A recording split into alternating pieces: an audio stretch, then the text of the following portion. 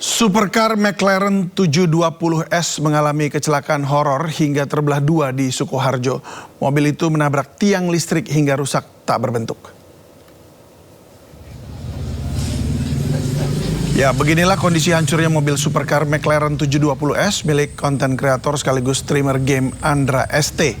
Kecelakaan terjadi pada Rabu dini hari tadi dan saat itu ia bersama temannya sesama konten kreator.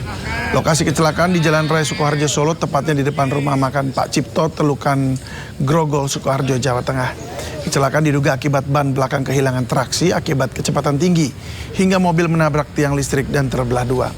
Meski mengalami kecelakaan hebat, seluruh penumpang dalam kondisi selamat dan menjalani perawatan di rumah sakit. Ini mau menginfokan untuk kecelakaan tadi bersama Bang Robi. Memang murni kecelakaan tunggal karena ban belakang dari mobilnya nyelip karena memang kan kenceng ya, horsepowernya tinggi, jadi nggak bisa handling. Dan untuk kondisi kita sama-sama aman, kita habis nonton bola tadi live streaming juga, terus selesai itu memang pengen jalan-jalan aja, tidak dalam kondisi mabuk atau apapun itu. Ini masih sadarkan diri, alhamdulillah semuanya aman. Terkondisi ini di jam 4 malam ya. Tadi keluar di jam 5 udah, jadi keluar di jam 2 malam. Kondisi semua aman, cuma perlu recovery aja. Dan mohon maaf untuk Bang Robi dan setim, semoga semua baik-baik aja. Mohon maaf sebesar-besarnya guys. Terima kasih. Emosi uang yang diinvestasikan tidak kunjung dikembalikan, emak-emak menggeruduk rumah Bandar Arisan Bodong dan nyaris terlibat perkelahian di Bangkalan, Jawa Timur. Penipuan modus investasi juga terjadi di Sukabumi, Jawa Barat, hingga menyebabkan puluhan korban rugi mencapai 1 miliar rupiah.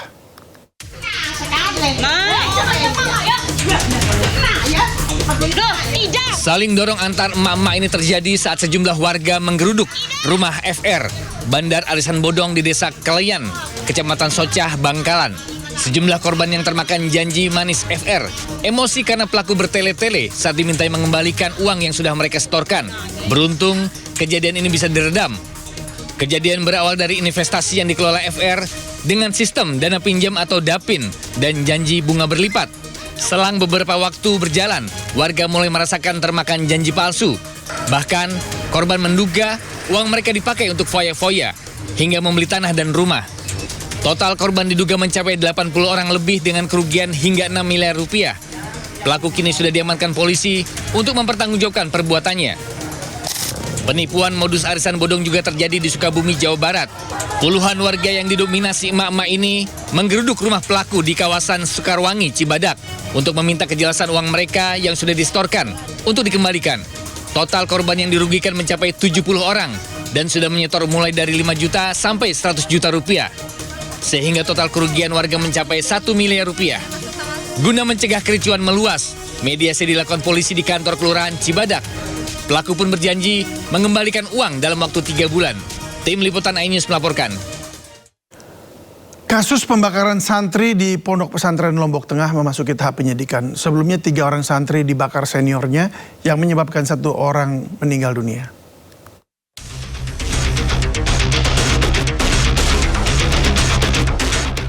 Polisi telah memeriksa 15 saksi dan korban kasus pembakaran santri di Pondok Pesantren Lombok Tengah.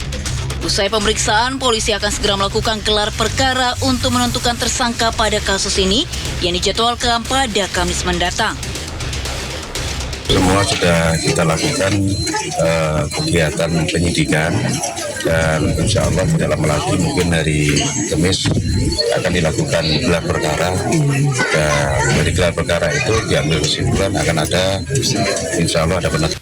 Sebelumnya, 3 orang santri dibakar teman satu pompes yang merupakan senior korban di Kabupaten Lombok Tengah dan menyebabkan 1 orang meninggal dunia dan 2 orang korban lainnya mengalami luka bakar serius.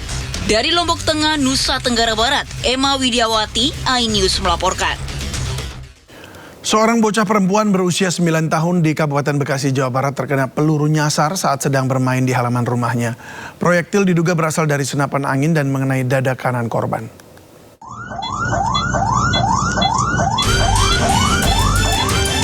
Terbaring lemah di ruang perawatan Rumah Sakit Fatmawati, Jakarta Selatan, bocah 9 tahun ini masih menjalani penanganan medis setelah terkena peluru nyasar di bagian dada kanannya.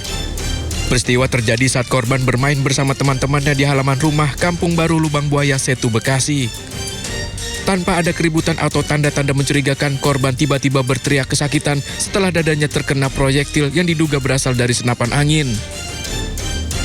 Korban sempat dilarikan ke rumah sakit terdekat sebelum akhirnya dirujuk ke Rumah Sakit Fatmawati untuk menjalani operasi pengangkatan proyektil.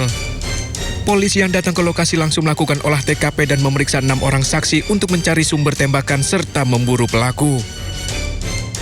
Jadi saat itu sedang bermain, tiba-tiba korban merasa ada sesuatu menimpa dadanya. Kemudian berteriak, rasa sakit, nah kemudian dibantu oleh saksi, ada ibu-ibu di situ, yang kebetulan juga ada Pak RT, kemudian dibawa sama Pak RT ke klinik. Nah, ternyata situ ditemukan ya ada luka lubang.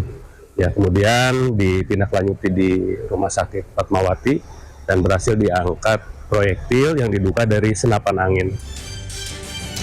Kini kasusnya dalam penanganan Polsek Setu dan Mapolres Metro Bekasi. Dari Kabupaten Bekasi, Jawa Barat, Didit Junaidi, Agus Rohim, iNews melaporkan. Direktorat Jenderal Imigrasi Sumatera Utara bersama Polda Sumut berhasil mengungkap jaringan penipuan daring lintas negara bermodus love scamming di Kota Medan. Petugas menangkap 7 warga negara asing serta 31 warga negara Indonesia yang terlibat dalam jaringan tersebut.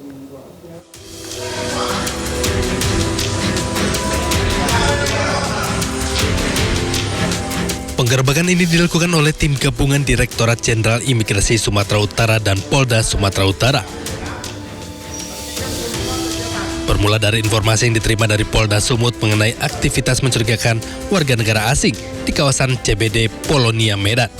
Kemudian dikembangkan di kawasan Royal Sumatera dan Hotel Golden Elephant. Petugas mengamankan 7 warga negara asing dan 31 warga negara Indonesia. Mereka diduga sebagai penggerak jaringan penipuan daring. Modus sindikat ini memanipulasi identitas di media sosial seperti TikTok dan Instagram untuk mendekati serta mengoceh korban di luar negeri hingga mengalami kerugian finansial. Para pelaku secara khusus menargetkan pria berkebangsaan Jepang sebagai korban penipuan.